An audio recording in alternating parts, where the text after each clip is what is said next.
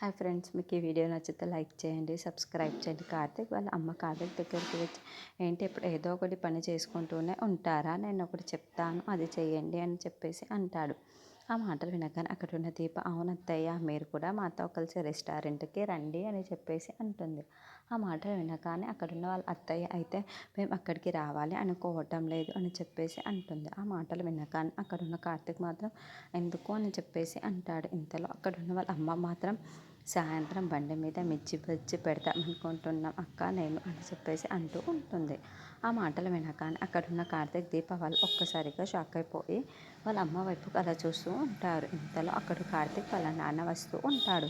అవునవును, ఇలా మిర్చి బజ్జీలు అన్నీ అమ్ముకోండి, కోట్ల కోట్లు ఇలాగే నష్టపోండి అని చెప్పేసి హేళన చేస్తూ ఉంటాడు. ఆ మాటలు వినగానే అక్కడున్న వాళ్ళందరూ అయితే ఒక్కసారిగా షాక్ అయిపోతూ ఉంటారు. ఇంతలో కావేరి అక్కడికి వస్తూ ఉంటుంది. అది చూడగానే ఇంట్లో ఉన్న వాళ్ళందరూ చాలా సంతోషిస్తూ ఉంటారు. రా కావేరి రా అని చెప్పేసి అక్కడున్న కాంచన కూడా పిలుస్తూ ఉంటుంది. అది చూడగానే అక్కడున్న కావేరి చాలా సంతోషిస్తూ ఉంటుంది. ఇంతలో అక్కడున్న కార్తీక్ అయితే, రా చిన్నమ్మ అని పిలుస్తాడు. అది చూడగానే అక్కడున్న కార్తీక్ వాళ్ళ నాన్న అయితే ఒక్కసారిగా షాక్ అయిపోయి, ఏంటిది ఇది, నేను ఇందాక వచ్చాను కానీ నేను ఎవ్వరూ పలకరించలేదు, దీన్ని మాత్రం కుర్చీ వేసి మరీ ఆహ్వానిస్తున్నారే అని చెప్పేసి అనుకుంటూ అలా చూస్తూ ఉండిపోతాడు.